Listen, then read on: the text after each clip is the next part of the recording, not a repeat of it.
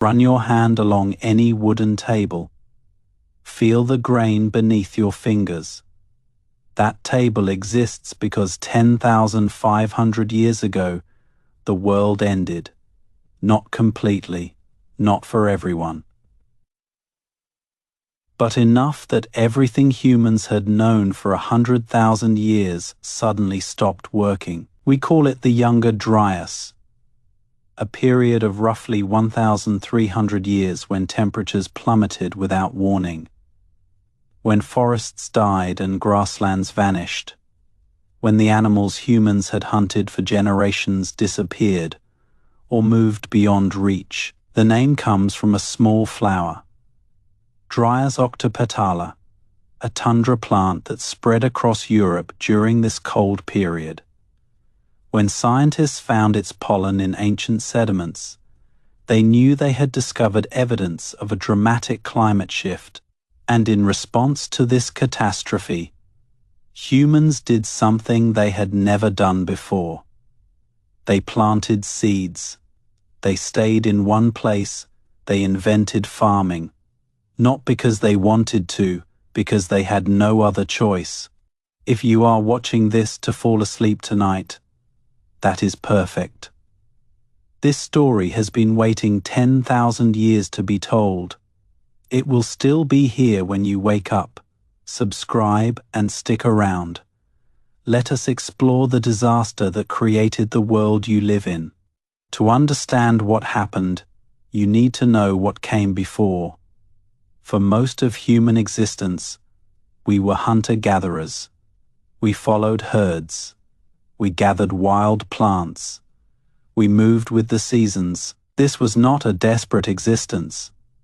Archaeological evidence suggests that hunter-gatherers worked far fewer hours than farmers, perhaps 4 to 6 hours a day of actual food procurement. The rest was leisure.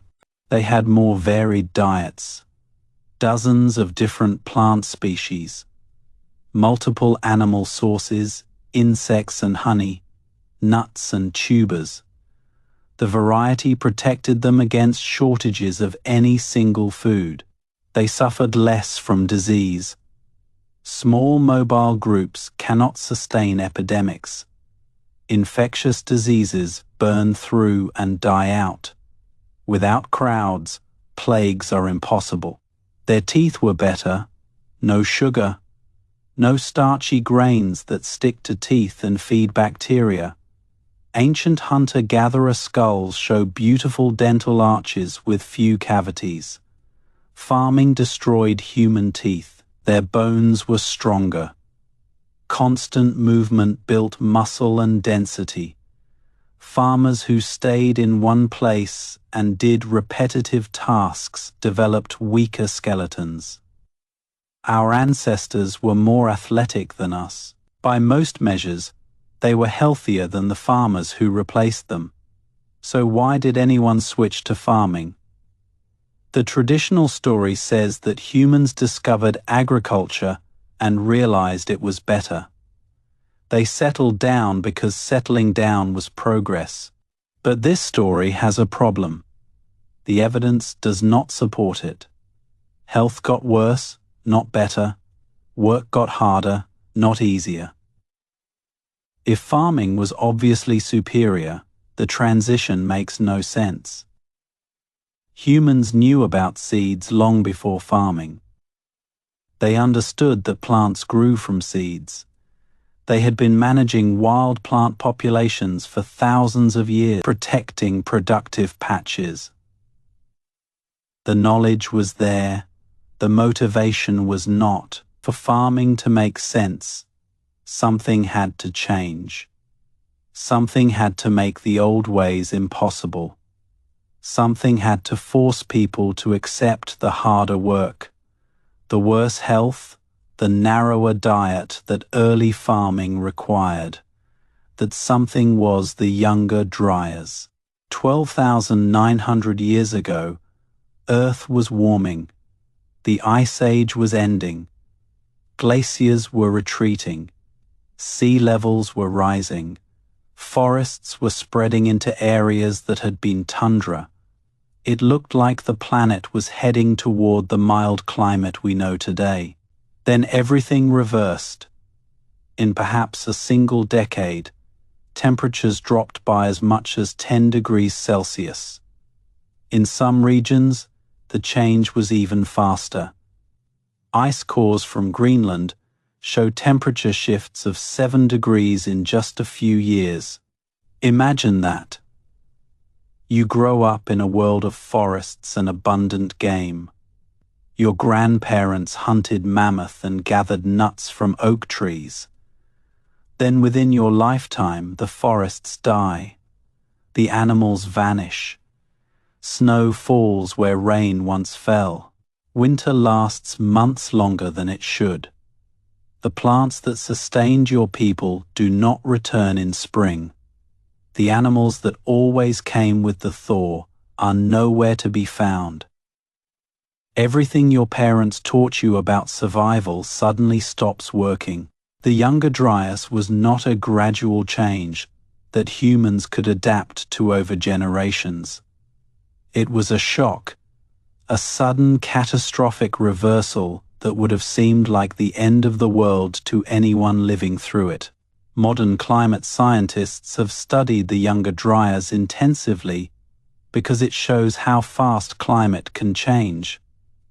We like to think climate shifts happen slowly, centuries, millennia, time enough to adjust.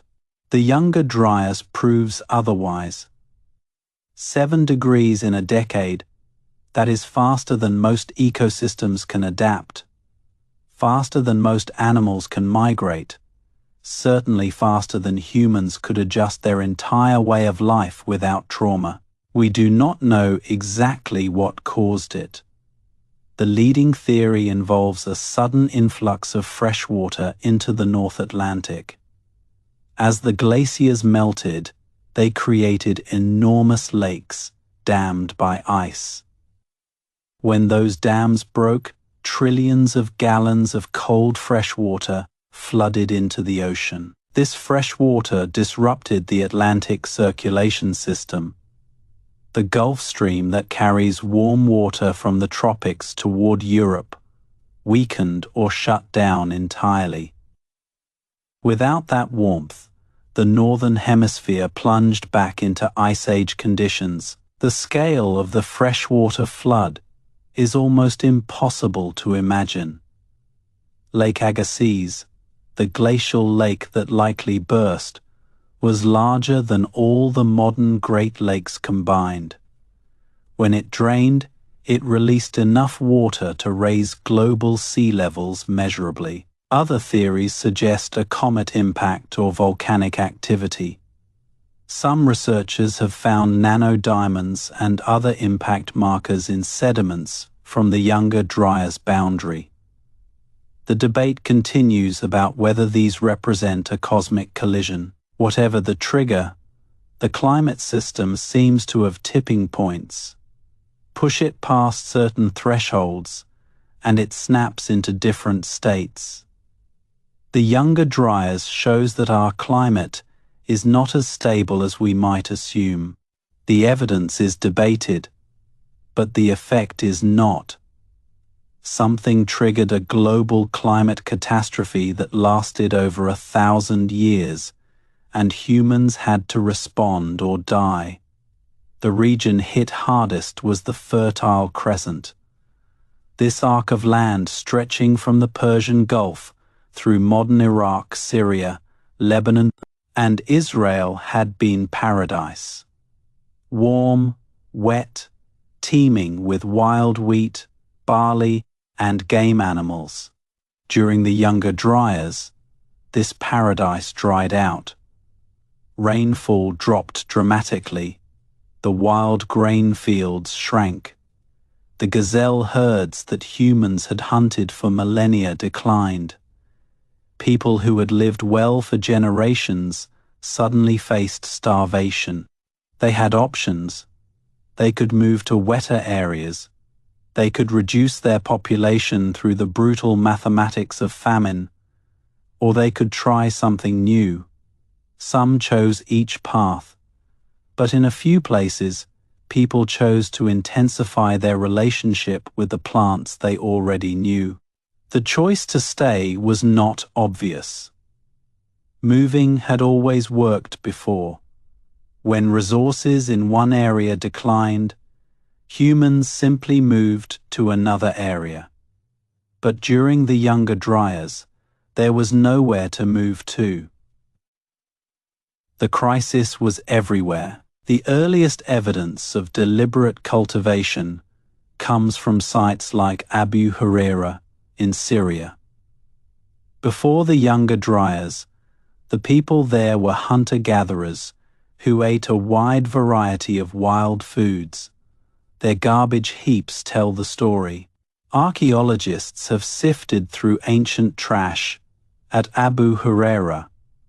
They identified over 150 different plant species that people ate before the Younger Dryas. Wild wheat, wild barley, pistachios, almonds, figs, a diverse and abundant diet. During the Younger Dryas, that list collapsed. The variety shrank to just a handful of species, and crucially, rye appeared. Wild rye had never been a significant food source there, but cultivated rye became essential for survival. Not because rye was better than wild food. It was not. Their health deteriorated. Their teeth show more cavities from eating starchy grain. Their bones show more signs of repetitive stress from grinding grain. But rye was reliable. You could store it, and when everything else failed, it kept you alive. The grinding stones from this period tell their own story. Women's skeletons show arthritis in their knees and toes from kneeling. Their arms show signs of repetitive strain. Farming was hard work, much harder than gathering wild foods had been. This is the dark truth about the agricultural revolution. It was not a choice, it was a refuge. A desperate adaptation to catastrophe. Humans did not embrace farming. They were forced into it by circumstances beyond their control. The archaeological evidence is clear. Early farmers were shorter than their hunter-gatherer ancestors. They had more nutritional deficiencies. They suffered more infectious diseases because they lived in crowded permanent settlements with their animals. By every physical measure, farming made life worse. So why did farming spread? Why did it eventually take over the entire world? Because once you start farming, you cannot easily stop. The trap closes behind you. Farming produces more calories per acre than hunting and gathering. Not more nutrition, not better quality food, but more raw calories.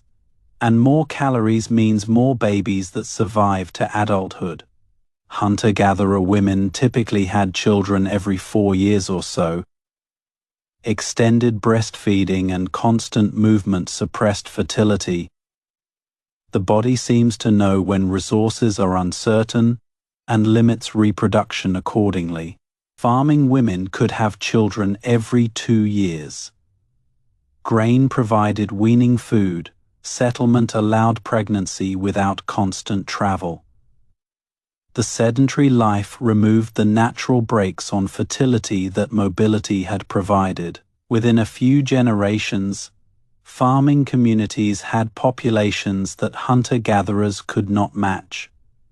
Even though each individual farmer was less healthy, the farming group as a whole had more people. Numbers became their advantage. This demographic advantage compounded over time. More people meant more labor for farming. More farming meant more food. More food meant more children surviving. The feedback loop accelerated. This is the trap. Once your population grows to depend on farmed calories, you cannot go back. The land cannot support that many hunter-gatherers. You are committed, your grandchildren will be farmers whether they like it or not. And farming communities expanded. They pushed into territories occupied by hunter-gatherers, sometimes through trade and intermarriage, sometimes through displacement, sometimes through violence. The farmers always had more people. The spread of farming was not always peaceful. Sometimes farmers moved into empty land. Sometimes they absorbed hunter-gatherer neighbors through intermarriage. Sometimes they simply pushed the hunters out through force of numbers. The genes tell the story. When researchers study ancient DNA, they find that European hunter-gatherers were largely replaced by farming populations from the Near East. Not eliminated entirely, but overwhelmed, absorbed. The farmers came, and the hunters faded. This genetic replacement happened remarkably fast. Within a few thousand years, farming had spread from the Fertile Crescent to Britain. Populations that had lived in Europe for tens of thousands of years were marginalized. Some hunter-gatherer genes survive in modern Europeans, but they are a minority component. Most European ancestry traces back to those first farmers who left the Near East, seeking new land for their expanding populations. But this expansion came later. First, the Younger Dryas had to end, and when it did, something remarkable happened. The climate warmed again. The rains returned, the wild plants recovered. But the people who had learned to farm did not go back. Why not? If farming was so hard and hunting was easier, why continue farming when the crisis passed? This is one of the deepest questions in human prehistory, and the honest answer is that we do not fully know. One theory is that they had forgotten how 1,000 years is 40 generations. Hunting skills are not simple.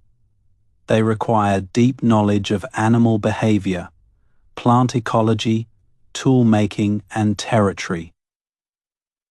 Knowledge that takes a lifetime to acquire. If that knowledge was not passed down, it was lost. Children who grew up farming never learned to track animals or find wild foods. The skills their great-grandparents had possessed simply vanished from memory. Another theory is that populations had grown too large. Even after the Younger Dryas ended, there were more people than the land could support as hunter-gatherers. They had passed the point of no return during the crisis. 1,000 years of higher fertility had created populations that needed agriculture to survive. Going back to hunting would have meant starvation for most. The math simply did not work anymore. A third theory focuses on social structures. Farming created new forms of organization, property inheritance, hierarchy. Once these structures existed, powerful people had interests in maintaining them. The chief who controlled the granary had power that no hunter-gatherer leader possessed. Going back to hunting would mean giving up that power. Those who benefited from farming had reasons to keep everyone farming. Perhaps all three factors mattered. Lost knowledge, expanded populations, entrenched interests. The trap had multiple locks, and none of them could be easily opened. Whatever the reason, the transition stuck. By 11,000 years ago, full agricultural villages were appearing across the Fertile Crescent. Wheat, barley, lentils, peas, sheep, goats. The package that would eventually feed most of humanity was coming together. The process of domestication itself is fascinating. It was not planned. No one set out to create new species. It happened through the accumulated effect of small choices over many generations. Wild wheat shatters. When ripe, the seeds fall to the ground to reproduce. This is terrible for harvesting. You arrive to collect your crop, and half of it is already on the ground, scattered beyond recovery. But occasionally, mutant plants appear that do not shatter. In the wild, these mutations are disadvantageous. The plant cannot spread its seeds. It would die out without human help, but for humans, they are perfect. Every seed stays on the stalk waiting to be harvested. You can collect the entire yield. These mutant plants were more useful to humans even though they were less fit for survival in nature. Early farmers did not understand genetics, but they did notice which plants were easier to harvest. They saved seeds from those plants. Generation by generation, they selected for traits that made plants more useful to humans and less able to survive in the wild. The same process selected for larger seeds, faster germination, shorter stalks that did not fall over in wind, disease resistance. Every trait that farmers favored, whether consciously or not, accumulated in the domesticated population. Within a few thousand years, domesticated wheat could not reproduce without human help. The plants had become dependent on us, just as we had become dependent on them. It was a mutual trap, a codependence that neither side could escape. The same process happened with animals. Wild sheep are aggressive and hard to handle. Their wool is short and coarse. They are not designed for human use. But some sheep were calmer than others. Some had slightly longer wool. Some were less aggressive when handled. These behavioral traits had genetic components. By keeping certain animals and eating others, humans shaped the evolution of their livestock. The calm animals bred. The aggressive ones became dinner. Generation by generation, sheep became the docile, woolly creatures we know today. As dependent on shepherds as domesticated plants are on farmers, goats followed a similar path. Wild goats are agile cliff dwellers, nervous and hard to control. Domestic goats are tractable, content to follow a herder, willing to be milked. The transformation took centuries, but it was thorough. Cattle were different. Wild aurochs were massive and dangerous. Bulls weighed nearly a ton and had horns that could kill a person easily. Domesticating cattle required courage or desperation, probably both. The cattle that survived domestication were smaller, calmer, less dangerous. Over time, domestic cattle became so different from their wild ancestors that the aurochs eventually went extinct. The last one died in Poland in 1627. The younger Dryas did not just force humans to farm. It created a feedback loop that transformed life on Earth. Humans changed plants. Plants changed humans. Animals changed too. The relationship altered all partners beyond recognition. Consider what farming did to human society. Hunter-gatherers move, farmers stay. That simple difference changed everything about how humans lived together. The first permanent houses were not much. Mud brick walls, thatch or reed roofs, a hearth for cooking, storage pits for grain, but they represented something revolutionary, a commitment to place, an investment in infrastructure. When you move, you cannot accumulate possessions. Everything you own must be carried. Wealth inequality is almost impossible. How can one person have more than another when everyone is limited to what they can transport? Hunter-gatherers are famously egalitarian. Anthropologists who study them find elaborate social mechanisms for preventing anyone from getting too powerful. Mockery, sharing demands, leveling sanctions. Anyone who acts superior gets taken down. When you stay in one place, you can accumulate grain in granaries, animals in pens, tools and textiles, houses and walls. Suddenly, some people can have more than others, much more. The first permanent settlements show signs of inequality almost immediately. Some houses are larger than others. Some burials have more grave goods. Some graves have bodies covered in beads and ochre. Others have nothing. Within a few generations of settling down, humans had stratified into rich and poor. What took millennia to prevent in mobile societies happened almost instantly once people stopped moving. This was not inevitable. It was not human nature finally expressing itself. Hunter-gatherers actively prevented inequality through social pressure.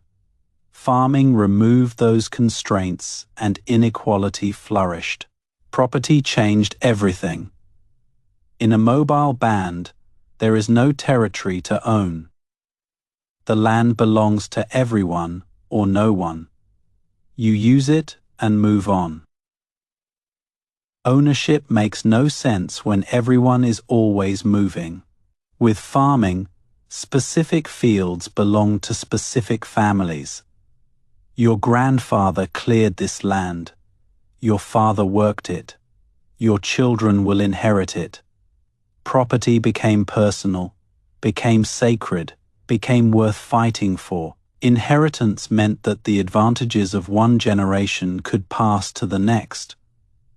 Wealthy families stayed wealthy. Poor families stayed poor. The playing field was no longer level, and once tilted, it stayed tilted. Farming also changed gender relations. In most hunter-gatherer societies, the food that women gather provides the majority of calories. Women have economic power because their work is essential and visible. Studies of contemporary hunter-gatherers show that gathered foods often provide 60 to 80% of calories. Hunting is prestigious but unreliable. A hunt might fail. Gathering rarely does. Women's work fed the community. In early farming societies, the heavy labor of plowing and herding was typically done by men. Women's work shifted to grinding grain, weaving, and childcare, essential but less visible. The balance of power shifted. Grinding grain is back-breaking work. Hours every day bent over a stone. The skeletal remains of early farming women show distinctive wear patterns. Arthritis, joint damage, muscle attachments that speak of endless repetitive labor. This is not about biology. It is about the specific technologies that early farming required. Plows pulled by oxen herds that needed to be defended from predators and raiders. The tasks that gave economic power happened to favor male physical strength. Warfare changed too. Hunter-gatherers fight, but their conflicts are limited, feuds between individuals or families, raids that take a few lives but rarely more, The scale is constrained by the social structure. You cannot conquer nomads because they simply move away. You cannot steal their property because they do not have much. And you cannot hold territory because no one stays in one place. Farmers are sitting targets. Their fields cannot move. Their granaries cannot run. Their houses cannot flee. Conquering farmers means controlling their production forever. Suddenly warfare had prizes worth fighting for. The mathematics of violence changed. A successful raid on a farming village could provide enough food to support attackers for months. A conquered village could provide tribute for years. War became economically profitable. The first fortifications appear soon after the first farms. Walls around villages, ditches and palisades. Architecture designed not for comfort, but for defense. Farming created wealth worth stealing and the need to protect it. Jericho's famous walls date to nearly 10,000 years ago. Some of the oldest permanent architecture anywhere was built for defense.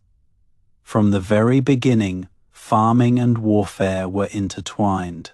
This military pressure drove further social organization. Villages formed alliances. Alliances became chiefdoms. Chiefdoms became kingdoms. The state emerged partly as a protection racket. Pay taxes and the army defends you. Refuse and you are on your own. All of this flows from that moment, 10,500 years ago, when the climate collapsed, and people started planting seeds to survive. The Younger Dryas did not just change what humans ate, it changed what humans are. The story becomes even stranger when you realize that farming was invented independently multiple times. The Fertile Crescent was first or nearly first, but China developed rice farming separately. Mesoamerica domesticated corn. The Andes produced potatoes. Each time, the pattern was similar. A climate crisis, a population under pressure, a shift from mobile foraging to sedentary cultivation, the trap closing behind them. The same story repeated independently across the globe. In China, the Younger Dryas affected the monsoon patterns. The reliable summer rains became erratic. Wild rice became harder to find in its usual locations. People who had gathered rice for millennia started managing the wetlands more intensively. Rice farming required different technologies than wheat farming. Flooded paddies instead of dry fields. Transplanting seedlings instead of broadcasting seed. Water control became essential, but the underlying logic was the same. Planting, weeding, harvesting, saving seeds, managing water, protecting crops from pests. Generation by generation, rice farmers created a domesticated plant as dependent on humans as wheat. In Mesoamerica, the transition happened later, around 9,000 years ago. The climate there was different. The available plants were different, but the pressure was the same, and the response was remarkably similar. The wild ancestor of corn, called teosinte, looks nothing like modern corn. The kernels are small and hard, enclosed in tough cases. The ears are tiny compared to modern corn cobs. You would not recognize it as related. Transforming teosinte into a useful crop took centuries of selection. Larger kernels, softer cases, bigger ears, more kernels per ear. The cumulative effect of thousands of small choices over hundreds of generations. Modern corn cannot reproduce without human help. The tight husk prevents seed dispersal. Without farmers to plant it, corn would go extinct within a generation. The dependency is complete. But once people committed, they could not turn back. Corn became the staff of life in Mesoamerica. Civilizations rose and fell, but corn remained. Today it is one of the most widely grown crops on Earth. Each agricultural revolution created its own cascade of consequences. Rice paddies required water management. Water management required cooperation. Cooperation required hierarchy.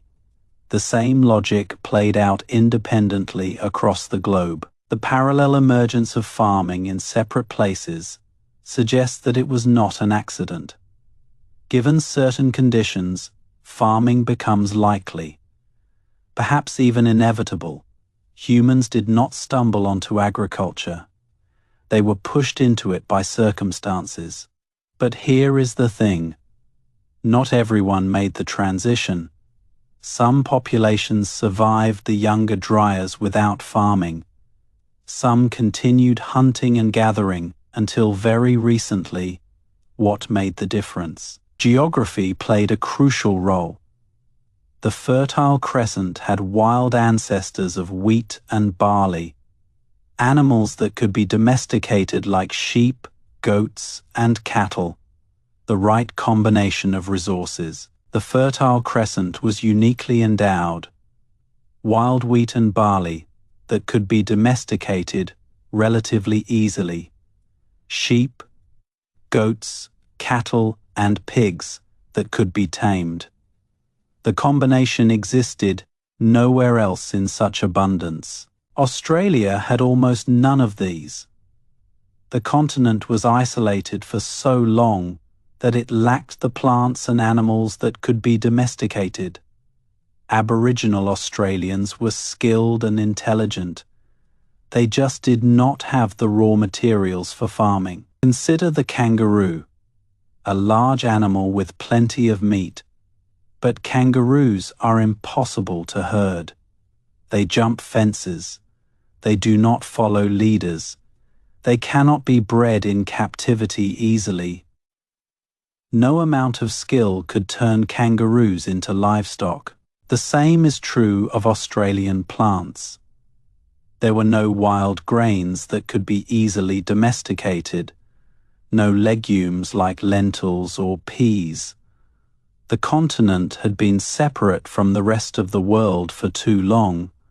Evolution had taken different paths. This is not about intelligence or culture. It is about luck. The populations that developed farming happened to live near the right plants and animals during the right climate crisis. Those that did not, did not. Geography is destiny. Africa south of the Sahara had fewer domesticable plants and animals than the Fertile Crescent. The Americas had even fewer large mammals after the megafauna extinctions. Each continent played the agricultural lottery with a different hand. The Younger Dryas ended around 11,700 years ago. Temperatures rose again. The rains returned. But the world that emerged was different from the world that had existed before. In the Fertile Crescent, farming villages dotted the landscape. Populations were growing. Forests were being cleared. The transformation that would eventually reshape the entire planet had begun. The hunters were not gone. They still occupied most of the world. They would continue to thrive in many places for thousands more years. But the balance had shifted. The future belonged to farmers. Think about what the people living through this could not have known. They were surviving, adapting, making difficult choices under terrible pressure. They had no idea they were inventing the future. They had no schools teaching agricultural science, no experts advising them, no books to consult, just trial and error, observation and memory. The accumulated experience of generations compressed into survival knowledge. The woman who first saved seeds from plants that did not shatter had no concept of domestication. The family who built the first permanent house had no idea their descendants would build cities. The herder who selected calm sheep did not imagine that wool would clothe civilizations. Every revolution looks inevitable in hindsight. At the time, it is just people doing what seems necessary. The agricultural revolution was not a plan. It was a million small choices made by people trying to survive. Those choices accumulated. Each generation built on what the previous generation had learned. Knowledge passed from parent to child, growing richer with each transmission. The revolution happened person by person, year by year, and those choices echo forward through time. The Younger Dryas ended over 11,000 years ago, but we still live in the world it created. Every meal connects you to that desperate innovation. The foods you eat today are descendants of those first domesticates. Wheat and barley from the Fertile Crescent, rice from China, corn from Mexico, potatoes from Peru. Your breakfast connects you to ancient agricultural revolutions across the globe. Think about what you ate yesterday. Bread made from wheat domesticated in the Fertile Crescent 10,000 years ago. Sugar from cane domesticated in New Guinea. Coffee from plants first cultivated in Ethiopia. Your meals are archaeology on a plate. The social structures you live within also trace back to farming, property, inheritance. Hierarchy, government, taxation, all of these emerged from or were transformed by the shift to agriculture. The legal system that governs your life has roots in ancient codes designed to resolve disputes about land and water, property law, contract law, inheritance law. The categories were invented by farmers dealing with farmer problems. Even your body has been changed by farming. Populations that have farmed for millennia evolved to digest grain and dairy, lactose tolerance. Amylase production, your genes carry the signature of your ancestors' adaptation to agriculture. Not everyone has these adaptations.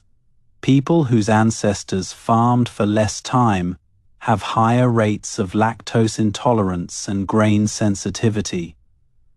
The agricultural revolution is written in our DNA.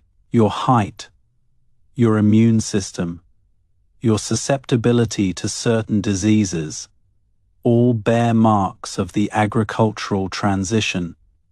We are not the same species that entered the Younger Dryas. 10,000 years of farming has changed us. The Younger Dryas was a disaster. Make no mistake about that. People died. Cultures vanished. Ways of life that had sustained humans for 100,000 years ended forever. But from that disaster came something new. Not better necessarily, not worse, just different. A different way of being human that now dominates the planet. Some scholars have called farming the worst mistake in human history. They point to the decline in health, the rise of inequality, the emergence of slavery, the spread of epidemic disease, all consequences of settling down. Living close to animals created new diseases. Influenza jumped from birds. Smallpox came from cattle. Measles evolved from rinderpest. The deadliest diseases in human history are gifts from our livestock. Hunter-gatherers rarely experienced epidemics. Their small mobile groups could not sustain infectious diseases. An illness would burn through the band and then die out with no new hosts to infect. Farming villages were different. Hundreds of people living in close quarters. Permanent dwellings that accumulated waste and vermin. Animals sharing space with humans. The perfect conditions for disease to spread and persist. Childhood mortality increased dramatically with farming. Skeletal remains from early agricultural sites show high infant death rates, infections, parasites, malnutrition. Despite the surplus of calories, the irony is bitter. Others counter that farming enabled everything else we value about civilization. Writing emerged to track agricultural production. Cities arose to process and trade agricultural surplus. Art, philosophy, science, all required the surplus that farming provided. Without farming, we would not have writing. Without writing, no accumulated knowledge. Without accumulated knowledge, no science, no medicine, no technology. Everything we call progress depends on the agricultural foundation. The debate is unresolvable because it depends on what you value. If health and equality and leisure matter most, hunter-gatherers had the better deal. If accumulation and innovation and complexity matter most, farming wins. But here is what is certain. You cannot go back. The world cannot support 8 billion hunter-gatherers. Farming created the population that depends on farming. The trap is complete. The irony is sharp. Humans fled into farming to escape a climate disaster, and now farming has created a new climate crisis. The carbon released by agriculture, the forests cleared, the methane from livestock. We are living through consequences of consequences. The irony cuts deep. Agriculture produces about a quarter of global greenhouse gas emissions. Methane from cattle, nitrous oxide from fertilizers, carbon dioxide from cleared forests. The solution to one climate crisis created another. Deforestation for farmland has released billions of tons of carbon. The Amazon, the Indonesian rainforests. Every year, forests fall to feed growing populations. The agricultural expansion continues. 10,500 years ago, the Younger Dryas forced humans to transform their relationship with the land. Today, we face pressure to transform again. The patterns rhyme even if the specifics differ. What will we be forced to become this time? What choices that seem desperate today will shape the world for the next 10,000 years we cannot know? The people who survived the Younger Dryas could not know either. Perhaps we will find ways to farm that do not destabilize the climate. Perhaps we will develop new foods that require less land and water. Perhaps we will transform again as dramatically as our ancestors did, or perhaps we will fail. Not every species that faces an environmental crisis survives it. The fossil record is full of extinctions. Our ancestors succeeded, but success was not guaranteed. What they could do was adapt, make difficult choices, accept that the old ways were gone, and find new ways to survive. That capacity for adaptation is perhaps the most important inheritance they left us. The Younger Dryas was not the end of the world. It was the end of a world. The world of mammoth hunters and oak forests and mobile bands following the seasons. That world is gone forever. In its place came our world. Fields and cities and factories and networks connecting billions of strangers in patterns of cooperation and conflict that our ancestors could not have imagined. Whether that trade was worth it depends on who you ask and what you value, but you do not get to choose. None of us do.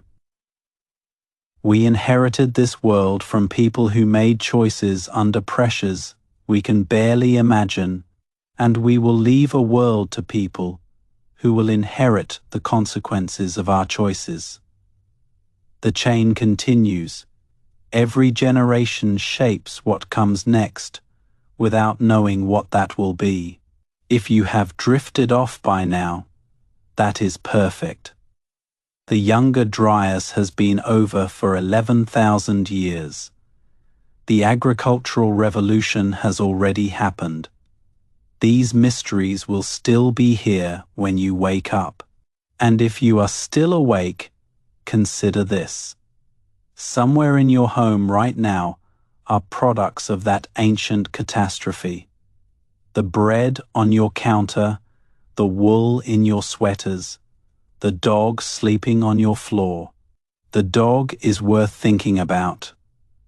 Dogs were domesticated before farming, but they thrived alongside it. They herded sheep.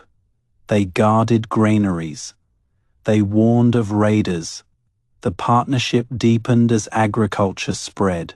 All of them exist because 10,500 years ago, the world broke.